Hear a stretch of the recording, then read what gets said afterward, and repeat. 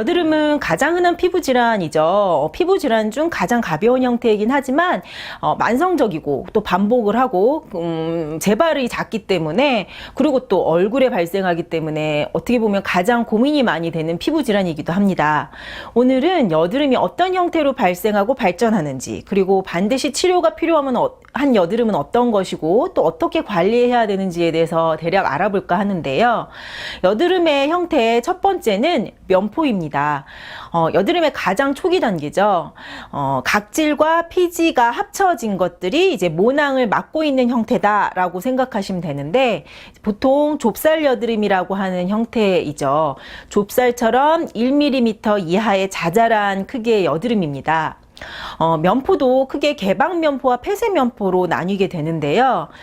좀 쉽게 일컫는 말로 개방면포는 블랙헤드라고 우리가 부르는 것이고요. 폐쇄면포는 화이트헤드 이렇게 부르는 것이라고 생각하시면 됩니다.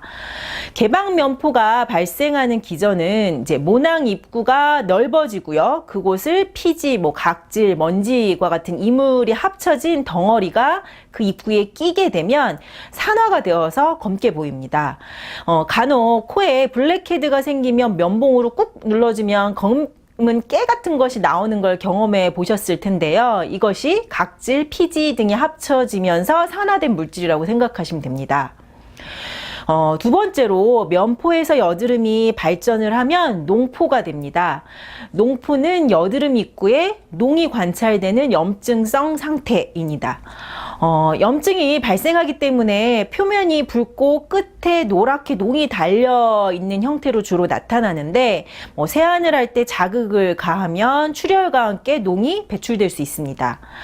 하지만 농포성 여드름은요, 잘못 건들게 되면 농은 제대로 배출이 되지 않으면서 상처가 개구된 상태, 오픈된 상태로 감염이 일어날 수 있기 때문에 함부로 건들지 않는 것이 중요합니다.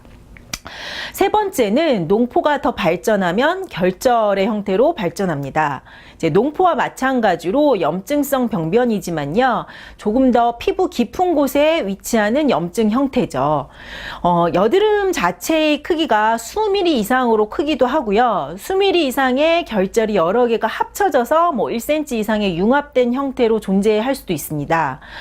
결절성 여드름은 심부까지 염증이나 농이 존재하는 것이기 때문에 흉터나 반응을 남길 수 있습니다. 따라서 결절성 여드름도 손으로 함부로 건들지 않는 것이 중요하겠죠. 여드름 치료에 있어서 여드름의 압출, 즉 이제 외과적으로 여드름을 제거하는 것이 필수적인 치료법은 아닙니다. 하지만 이제 적절하게 제거를 해주면 보다 빨리 아물고 빠른 치료 효과를 기대할 수는 있겠죠.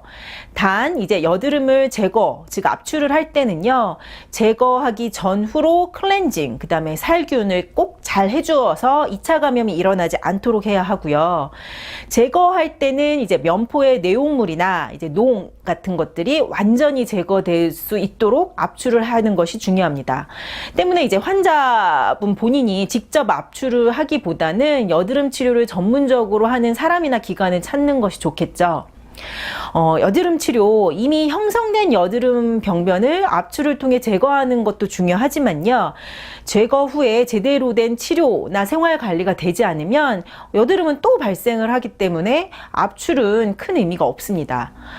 피부호흡건강법에서 체질 진단, 생활 관리, 식이 관리를 반드시 치료와 병행해서 여드름 치료 계획을 세우는 이유입니다.